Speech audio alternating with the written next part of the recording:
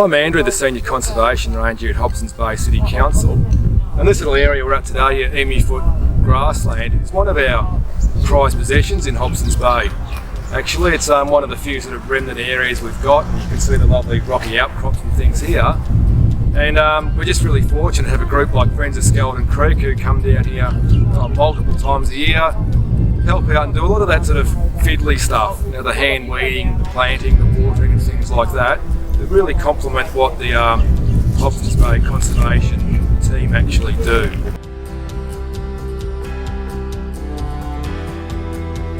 So this is like a little sanctuary here, where it's a space where these things can be protected.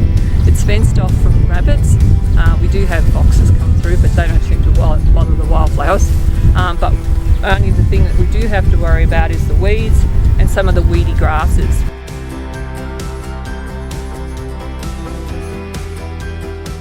In here there are also some native grasses. We have themata, which is the reddy coloured grass. We have the blue grass, which is silky blue, and there is some stipa and a few other panicum, which is like a grainy type grass. Has lots of little grainy seeds on it, which the Aborigines would have used for making flour. We've got some remnant trees that naturally grew in the area, and there's actually a few other little rare things through here. We've got the glycine, which is a rare plant.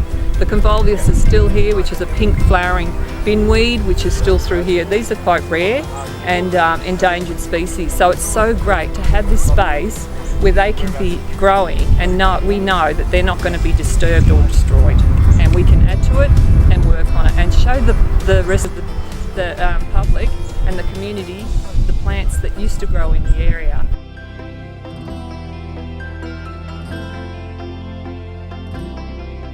Hope that they would appreciate them and start thinking about maybe putting them in our own garden, because these plants actually provide habitat and food source for the native insects in the area, and so the more wildflowers we get in here,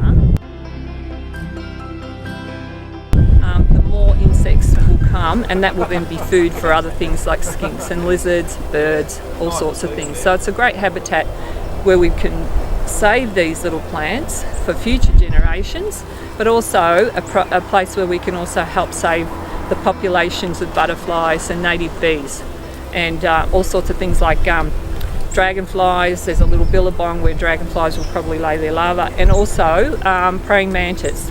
So there's a lot of insects that would come here and habitat here because of the wildflowers that are already here. Hello, I'm Denise Perryman. I'm Secretary for the Friends of Skeleton Creek and have been with the group for the last 30 years, so it's a long-lasting group. So areas we worked on 30 years ago, we look at those and they have really come ahead, and we're proud of what we've done there and what we've done in the last 5 years, because we've had more people involved and had more money. It looks even better.